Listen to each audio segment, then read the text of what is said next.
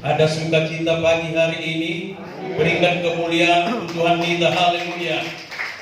Sekalipun di tengah-tengah persoalan, mari tetap belajar bersukacita, karena Alkitab mengajarkan kepada kita, bersukacitalah senantiasa di dalam Tuhan. Bisa berkata amin. Puji Tuhan. Pagi hari ini sebenarnya saya akan khotbah dari Efesus pasal 6 ayat 10 tentang peperangan, doa peperangan. Tetapi pagi hari ini, tadi malam saya siapkan firman Allah. Saya berdoa dan Tuhan kasih beberapa ayat di dalam 2 Petrus pasal 3 dengan tema khotbah saya pagi hari ini adalah aku ingin selamat. Bisa berkata amin. Coba katakan di samping kiri kananmu, aku ingin selamat. Aku ingin selamat. Aku ingin selamat.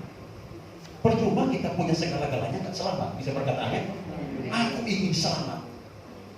Nah, di dalam 2 Petrus pasal 3 ayatnya yang kelima, kita melihat 2 Petrus pasal 3 ayatnya yang kelima.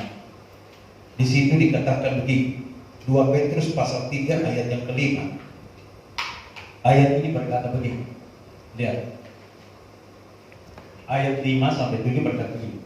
Mereka sengaja tidak mau tahu bahwa oleh firman Allah langit telah ada sejak dahulu, dan juga bumi yang berasal dari air, dan bahwa oleh air itu bumi yang dahulu telah binasa, dimusnahkan oleh air bah.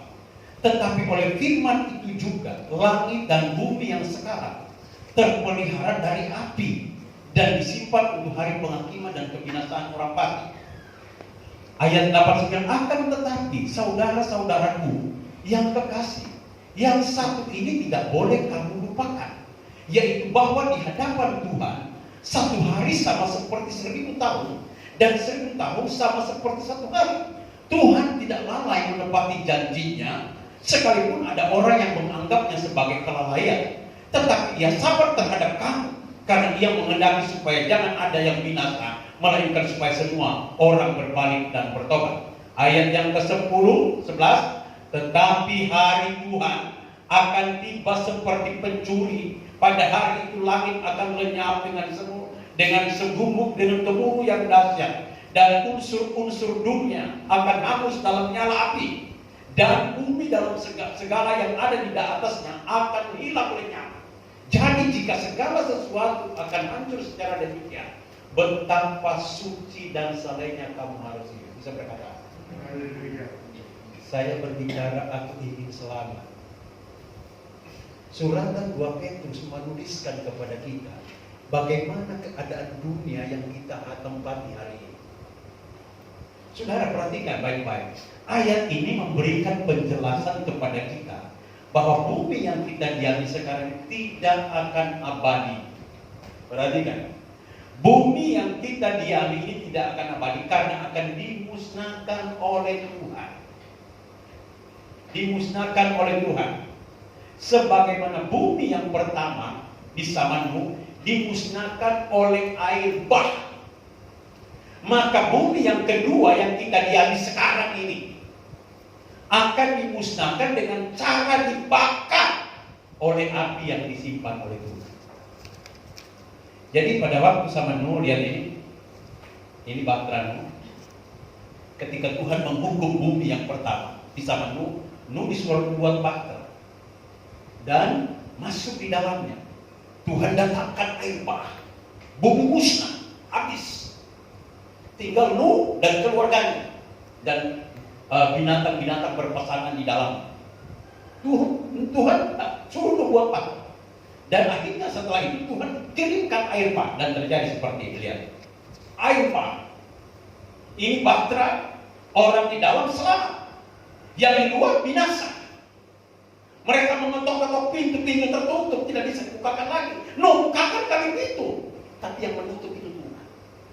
Tuhan musnahkan dengan air bah. Dan akan terjadi endingnya seperti itu. Tolong, ya, coba lihat bagaimana Tuhan musnahkan dengan air bah.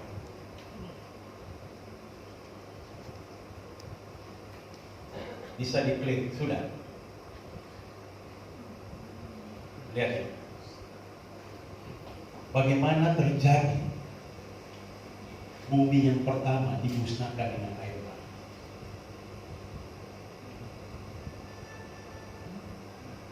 Kenapa enggak ada?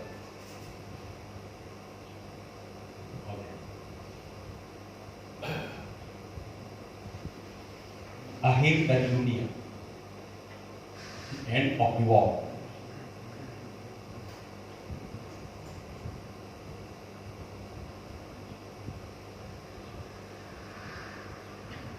Manusia pada zaman itu biasa-biasa saja, berdagang, berusaha, hidup biasa saja.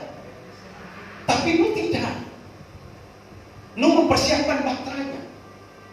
Ketika Tuhan datangkan air bah, baru mereka sadar bahwa bumi sedang dihanguskan oleh Tuhan. Lihat, ketika ada sebuah meteor jatuh, kemudian terjadilah tsunami yang begitu dahsyat menimpa dunia.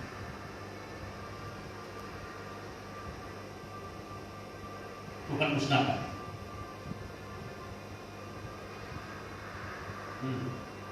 Tiba-tiba air bah itu datang, menimpa bumi seperti gelombang besar yang tiada taranya.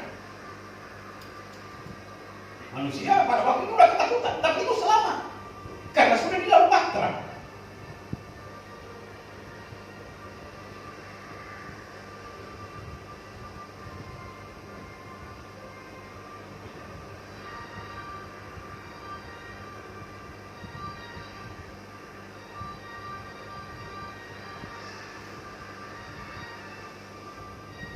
Tidak ada sesuatu yang kita bisa andalkan kalau Tuhan sudah bekerja.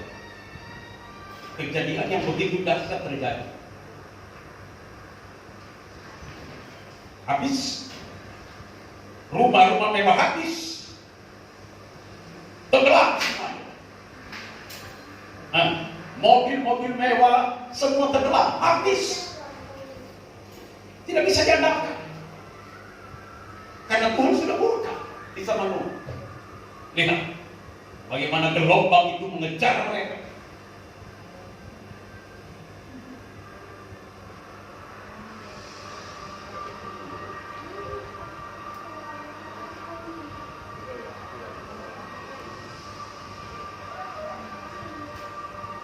Dunia yang pertama dimusnahkan. Tetapi dunia yang kedua, ya, akan tapi bumi yang kita lihat sekarang tidak lagi dimusnahkan dengan air bah seperti tadi, tetapi dimusnahkan dengan cara dibakar dengan api yang disimpan oleh Tuhan. Ini lebih parah lagi, saudara-saudara, karena seluruh unsur dunia akan dibakar habis oleh Tuhan. Tidak ada yang tersisa. Nanti kita akan temukan bagaimana kita diselamatkan. Ya. Api yang disimpan di mana? Coba lihat video ini. Video ini, coba klik. Ini api di dasar laut, Tuhan perlihatkan. Di Indonesia, sampai ke laut di daerah saya. Di dalamnya itu ada gunung berapi. Dan kalau gunung berapi itu meletus, pulau-pulau itu akan hancur lenyap. Ini penemu ilmuwan Amerika dan ilmuwan Indonesia.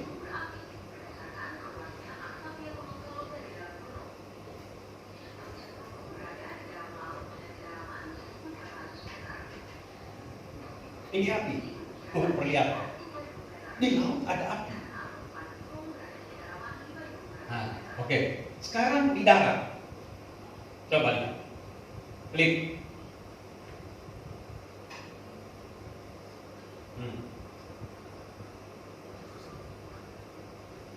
Semua api di dalam. Tidak usah jauh-jauh. Lapindo, Porong, itu api semua. Ini bukan peringatan ya. Di Madura ada api yang tidak pernah padam. Saya dan istri sudah 2 kali di sana, 3 kali. Api semua. Baik di laut, di darat api. Ini dipersiapkan untuk membakar dunia.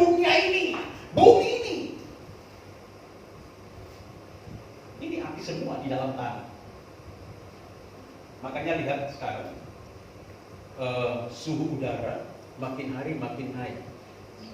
Kalau di sini masih 27-29 derajat Celcius. Tapi kalau sudah di Surabaya sudah di atas 30 derajat Celcius. Karena lapisan ozon sudah mulai menipis. Karena akan didatangkan api dari langit untuk membakar bumi. Coba ini lihat, seorang penambang tiba-tiba dia menemukan api. Coba videonya. Di Siberia. Api semua. Untuk apa? Tuhan pernihatkan untuk membakar bumi ini. Karena dia janji bumi ini tidak lagi dihukum dengan air bah, tetapi dengan api yang dia simpan. Baik di darat, di laut ada api. Nah, ini dari langit, api dari langit. Coba. Tsunami matahari atau badai matahari. Tiba-tiba badai matahari itu menghantam bumi. Lihat ini bumi. Lihat. Nah, ini bumi. Tiba-tiba dibakar dari langit. Jadi Bapak Ibu Saudara, firman Tuhan ini tidak pernah bohong. Kalau bumi yang pertama dia musnahkan di zaman Nuh, bumi yang pertama dimusnahkan dengan air bah. Tetapi bumi yang sekarang yang kita diami ini tidak lagi dimusnahkan dengan air bah, tetapi api yang dia simpan untuk membakar bumi ini. Kalau dia bakar, Alkitab menjelaskan segala unsur-unsur bumi terbakar habis, tidak akan tersisa. Nah, bagaimana caranya kita diselamatkan?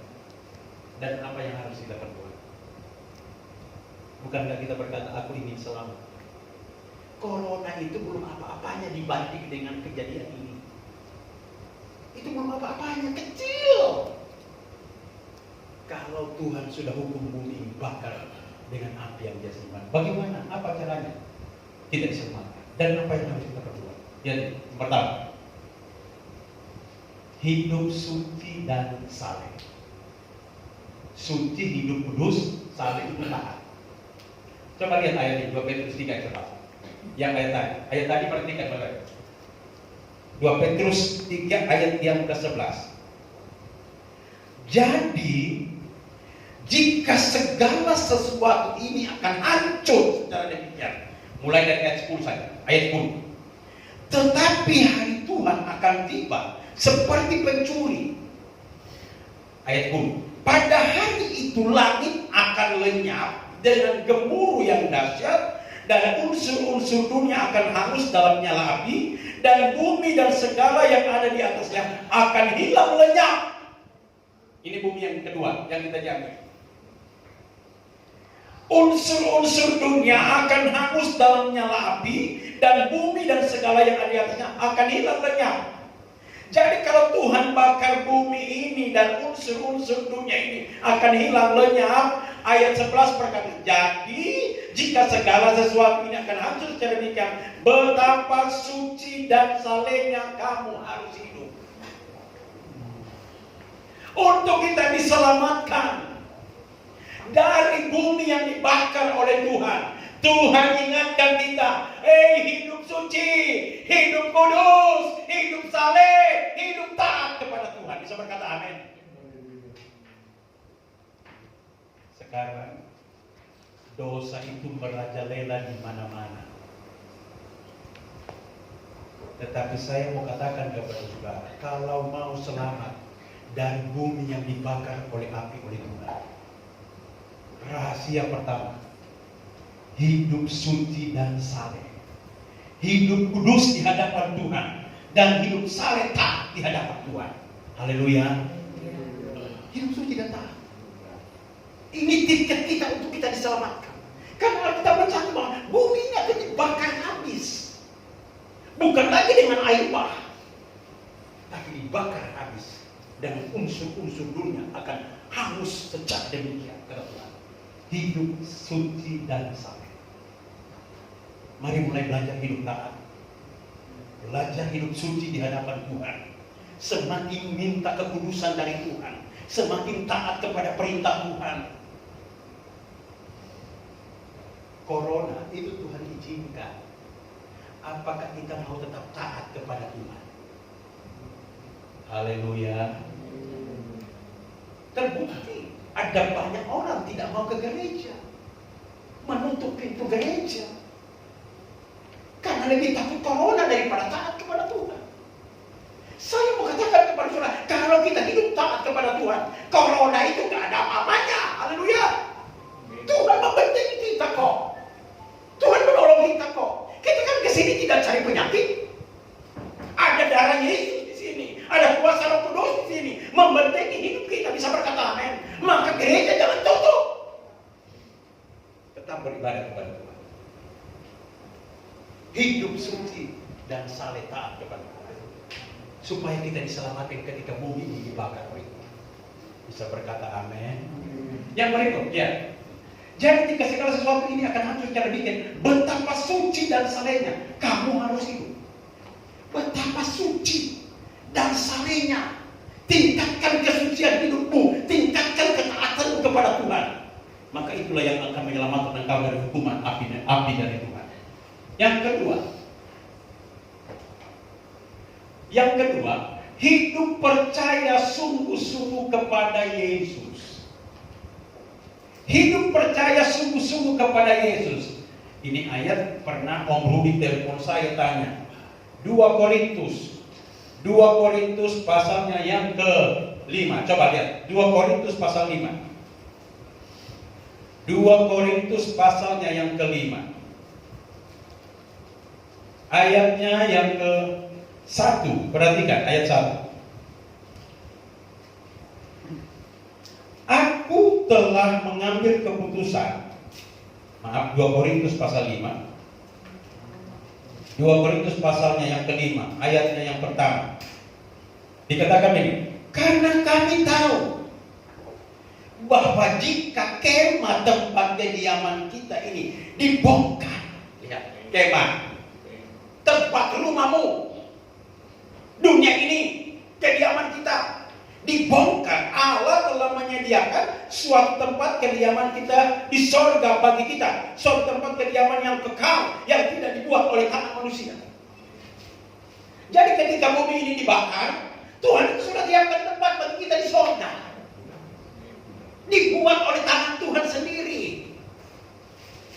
Ayat 2, selama kita di dalam kemah ini, kita mengeluh karena kita rindu mengenakan tempat kediaman sorgawi di atas tempat kediaman kita sekarang ini.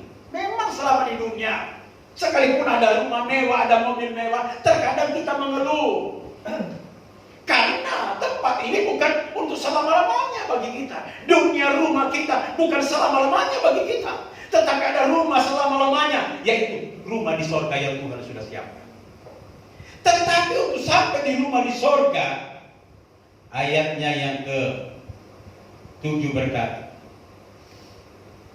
sebab itu, nah, untuk sampai di sorga, sebab hidup kami ini adalah hidup karena percaya, bukan karena melihat. Artinya untuk sampai di sorga, ketika rumah kediaman kita, kemah kita dibongkar, dihancurkan, dibakar dengan api oleh Tuhan, maka Tuhan tuntut hidup kami ini adalah hidup karena percaya. Percaya sungguh-sungguh kepada Tuhan. Bisa berkata amin. Percaya sungguh-sungguh kepada Yesus. Jangan setengah-setengah percaya. Percaya bulat utuh kepada Yesus. Karena tidak ada nama lain di dalam dunia ini yang bisa menyelamatkan. Hanya Yesus. Amin. Kisah pasalnya yang keberapa itu? Kisah pasal 4 ayat 12 kalau tidak salah. Tidak ada nama lain yang bisa menyelamatkan kita dari dunia yang dibakar oleh Tuhan. Hanya nama Yesus yang bisa menyelamatkan. Itulah sebabnya hidup percaya sungguh-sungguh kepada Yesus. Supaya ketika kemah kediaman kita, rumah kita di dunia ini dibakar habis, Tuhan sudah siapkan tempat di sorga kekal selalu. Berikan kemuliaan untuk Tuhan kita. Haleluya. Haleluya. Luar biasa bukan? Jadi ada banyak orang akan dibakar habis oleh Tuhan di dunia ini. Tetapi juga ada juga banyak orang diselamatkan, disiapkan tempat di surga. Asalkan dia hidup percaya sungguh-sungguh kepada Yesus. Amin, saudara-saudara. Percaya sungguh-sungguh kepada Yesus. Tolong diklik di mana? Sebab hidup kami ini adalah hidup karena percaya, bukan karena melihat. Yang ketiga, untuk diselamatkan, masuk dalam bahtera atau gereja. Perhatikan, ayat ini berkata bahwa Kejadian 7 ayat 1. Lalu berfirmanlah Tuhan kepada Nuh, masuklah ke dalam bahtera itu, engkau dan seisi rumahmu, sebab engkau yang kulihat benar di hadapanku di antara orang zaman ini. Ketika Tuhan hukum bumi yang pertama dengan air bah, Tuhan suruh Nuh masuk bahtera, Nuh. Ketika Nuh masuk bahtera bersama keluarganya, pintu bahtera ditutup. Kemudian Tuhan datangkan air bah, memusnahkan Nuh. Nah, untuk kita selamat dari penghukuman api dari Tuhan, dunia ini dibakar, ya masuk bahtera, masuk gereja. Haleluya. Masuk gereja. Karena di gereja disampaikan kebenaran yang menyelamatkanmu. Bagaimana engkau bisa masuk surga kalau engkau sendiri tidak pernah masuk gereja, tidak pernah ke gereja? Keliru besar. Masuk dalam bahtera atau gereja. Bisa berkata amin. Makanya saya bangga banget kepada saudara. Sekalipun di tengah-tengah ancaman corona, saudara tetap ke gereja. Karena saudara tahu disinilah tempat pemberitaan keselamatan itu terjadi. Bisa berkata amin. Disinilah kita diingatkan. Tuhan beritakan karya keselamatan itu gereja. Maka masuk Nuh ke bahtera, baru Tuhan datangkan air bah. Orang yang suka ke gereja, masuk gereja, saya percaya dia akan luput dari dunia ini dibakar. Amin. Dia akan luput karena dia suka ke gereja. Coba kalau Nuh dan keluarganya nggak masuk dalam bahtera, hancur habis. Tapi karena mereka masuk dalam bahtera, mereka diselamatkan. Saya yakin kalau kita tetap masuk gereja dengan firman kebenaran yang menuntun kita, ketika dunia ini dibakar, kita akan masuk surga kekal selamanya. Coba lihat, ya. Lalu firman Tuhan kepada Nuh, masuklah ke dalam bahtera itu, engkau dan sisi rumahmu, sebab engkau lah yang kulihat benar di hadapanku di antara orang sama ini. Lihat ini, Pak. Ketika Nuh sudah masuk dalam bahtera, pintu itu ditutup. Yang menutup itu bukan Nuh. Yang menutup itu Tuhan. Mereka mulai mengetok, Nuh bukakan kami pintu, Nuh bukakan kami pintu. Kami di sini dilanda oleh air bah. Bukakan kami pintu. Tidak. Nuh tidak bisa membuka.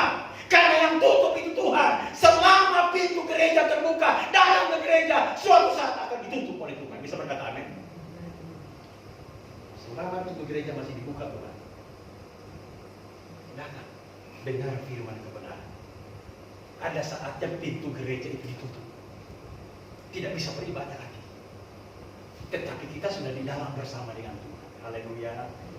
Makanya perumpamaan 5 gadis bijaksana, 5 gadis bodoh. 10 gadis itu kan bukan? Ada 5 bijaksana, 5 bodoh. 5 bijaksana terus ada di dalam gereja. 5 bodoh juga ada dalam gereja. 5 bijaksana, mereka di dalam gereja, tapi mereka membawa pelita dan juga minyak. Yang 5 bodoh ada dalam gereja, tapi tidak membawa minyak, bawa juga pelita. Mereka keluar sebentar yang 5 bodoh. Keluar beli minyak di warung mungkin. Tapi ketika mereka kembali, pintu ditutup. Mereka ketok, bukakan kami pintu, bukakan kami pintu. Apa jawab dari dalam? Kamu pembuat kejahatan, aku tidak mengenal engkau. Hanya sebentar keluar. Oh, nggak apa-apa Bapak Gembala, hari Minggu saya izin dulu. Toko saya lagi laris-laris. Nggak apa-apa Bapak Gembala, saya mau ke Surabaya dulu, mau weekend dulu. Hati-hati, Ini akhir zaman sedang Tuhan menampi kita. Bisa berkata amin. Orang 5 gadis bodoh ini hanya keluar sebentar. Yang 5 bijaksana mereka masuk dalam pesta bersama dengan Tuhan. Tapi 5 bodoh ketika mereka datang pintu ditutup. Mereka ketok pintu. Bukakan kami pintu, bukakan kami pintu. No. Apa jawabnya? Aku tidak mengenal kamu. Haleluya. Tetap ke gereja Bapak Ibu. Karena di gereja akan diberitakan kabar keselamatan. Sehingga ketika dunia ini dibakar oleh Tuhan, engkau diselamatkan. Bisa berkata amin. Yang terakhir, yang keempat. Hidup di dalam kebenaran firman Tuhan. Hidup di dalam kebenaran firman Allah. Untuk kita diselamatkan dari bumi dibakar habis oleh api dari Tuhan, harus hidup benar di dalam firman Tuhan. Perhatikan ini ayat yang disinggung oleh Om Rudi tadi, Amsal 11 ayat 4 berkata begini. Pada hari kemurkaan, harta tidak berguna, tetapi kebenaran melepaskan orang daripada apa? Maut. Maut dibakar habis oleh Tuhan ini dunia, tetapi orang yang hidup benar dengan firman Allah, dia diselamatkan. Tetapi orang yang hidup dengan harta, tidak ada kebenaran, tidak diselamatkan. Hanya orang yang hidup benar, hidup dalam kebenaran firman Tuhan, dia yang diselamatkan. Bisa berkata amin. Memang kita butuh duit. Siapa bilang tidak butuh duit? Gereja pun butuh uang. Gereja itu juga butuh uang untuk hidup hari-hari hamba Tuhan, operasional gereja. Tetapi bukan target kita itu. Target kita hidup benar di hadapan Tuhan, supaya ketika bumi ini dibakar, kita benar di hadapan Allah. Makanya tadi ayat tadi katakan, hanya engkau Nuh kulihat benar di hadapan Tuhan. Hidup di dalam kebenaran. Amin. Ya. Ini tidak bisa menyelamatkan. Biar mereka uangnya berpak-pak begini, atau Om Rudi pakai begini, emas segini. Ya, Om Rudi bilang 1 gram aja sudah 1 juta. Itu aja berapa puluh gram. Anjir juga. Tidak bisa menyelamatkan. Ini hanya titipan Tuhan bagi kita. Kita bersyukur bisa berkata amin. Sudah berusaha oke saja diberkati, puji Tuhan. Tetapi bukan itu ukuran kita diselamatkan. Ukuran kita diselamatkan hidup dalam kebenaran firman Allah. Bisa berkata amin. Lakukan firman, ya. Atau gini. Kalau ada orang antar uang ke saya seperti ini, saya puji Tuhan. Saya langsung panggil Hendra angkat ini 12 pak. Tapi bukan ini yang menyelamatkan. Pada hari kemurkaan harta tidak berguna, tapi kebenaran melepaskan orang dari maut. Hidup dalam kebenaran. Ketika bumi ini dibakar, ada kebenaran firman Allah di kita, maka kita diselamatkan. Bisa berkata amin. Haleluya. Yang kelima terakhir, untuk kita diselamatkan dari api yang Tuhan simpan, hidup setia kepada Tuhan sampai apa? Hidup setia kepada Tuhan sampai mati. Karena bukan langkah awal yang menentukan, tapi langkah yang terakhir yang menentukan. Bisa berkata amin. Hidup setia kepada Tuhan sampai mati. Ya, tadi Wahyu 10. Jangan takut terhadap apa yang harus engkau derita. Memang harus ada penderitaan di hari-hari terakhir. Ibu Edi tadi di mobil cerita kepada saya, aduh, hari-hari ini sepi, pelanggannya tinggal beberapa yang datang. Tapi puji Tuhan masih sehat. Haleluya. Amin. Kalau kita hidup dalam kebenaran, kita setia, saya yakin Tuhan pelihara kita. Walaupun langganan kita makin berkurang, Tuhan ada saja memberkati kita dengan cara Tuhan. Bisa berkata amin. Tuhan punya 1000 cara memberkati kita di tengah-tengah situasi yang sulit bagaimanapun. Lihat Pak John, gereja kecil, jemaatnya sedikit, orang kasih mobil, dijanjikan lagi, saya mau dapat lagi mobil 1 unit lagi. Haleluya. Berikan kemuliaan untuk Tuhan kita. Amin, saudara. Tuhan punya cara memberkatimu. Tuhan banyak cara. Yang penting setia saja. Setia saja kepada Tuhan. Masa sih Tuhan tega lihat anaknya setia, kemudian dia tidak berkati? Tuhan tak tega. Lihat saudara, aduh anakku rajin ke gereja, aduh anakku rajin melakukan firman, aduh anakku rajin mengutamakan aku, aduh anakku rajin. Tidak mungkin Tuhan yang begitu baik membiarkan kita, tidak mungkin. Tapi dia pasti memberkati kita kalau kita setia sampai mati. Amin, saudara. Nah, lihat ini. Ini tidak lama lagi bumi akan dibakar di mana? Coba perhatikan ini, ya. Ya. Jadi akan ada dua golongan orang. Yang tadi melakukan 5 poin tadi, dia akan disingkirkan. Kemudian yang tidak melakukan, dia akan ditinggal, dibakar. Dibakar di mana? Di sini. Saat sebelum Tuhan datang pada kali yang kedua, cawan muka Allah itu dicurahkan. Ya. Tetapi yang melakukan 5 poin tadi, dia akan disingkirkan, dipelihara oleh Tuhan. Kemudian setelah Tuhan datang pada kali yang kedua, dia dibawa dalam kerajaan surga kekal selama-lamanya. Tetapi yang tidak setia, yang main-main dengan Tuhan, yang mengutamakan harta daripada Tuhan, yang tidak setia kepada Tuhan, tertinggal. Dia akan dibakar di sini. Akan dibakar. Nah, akan dibakar di sini. Ketika Tuhan datang pada kali kedua, ini sudah bersih. Dibersihkan dengan apa? Dengan api yang Tuhan simpan. Karena ada cawan pertama, cawan kedua, cawan ketiga. Itu membersihkan bumi yang penuh dengan kotoran antikristus. Saudara tahu antikristus? Hari ini antikristus sudah mulai merajalela. Simbol 75 tahun Indonesia merdeka, ada tambah sedikit, dikira itu salib, digugat habis-habisan. Jalan di Semarang ada berangkatan, dihapus sudah, dicek ulang sama mereka karena tidak suka salib. Itu mau antikristus dan segera dia memberikan. Tapi kita tidak akan masuk di antikristus ini. Kita disingkirkan oleh Tuhan, dipelihara oleh Tuhan. Kemudian dia datang pada kali kedua, sebelum dia datang pada kali yang kedua, dia musnahkan ini dengan api yang dia simpan. Kemudian kita dibawa di dalam kerajaan surga kekal selama-lamanya. Bisa berkata amin. Dan kalau kita betul-betul hidup dengan Tuhan, penyingkirannya di mana? Penyingkirannya seperti ini di video ini terakhir. Coba, dia sudah nonton baik-baik. Ibadah tiba-tiba nggak ada. Coba, jadi. Nah, sementara bapak pendeta tinggal dah disingkirkan. Jebak tiba-tiba nggak ada, disingkirkan. Karena dia melakukan 5 poin tadi, nggak dinyanyi, disingkirkan. Terjadi penyingkiran luar biasa. Makanya Alkitab berkata 2 orang di ladang, tiba-tiba 1 orang nggak ada. Karena Tuhan sudah singkirkan. Tiba-tiba Pak Rudi di sini lagi bersaksi nggak ada. Tuhan sudah bawa. Lihat, bukan?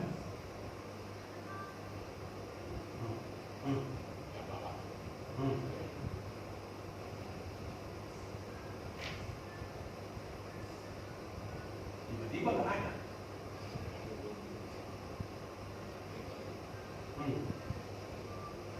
Mereka bisa mana ini? Kok tinggal pakaiannya? Kacau dalam gereja.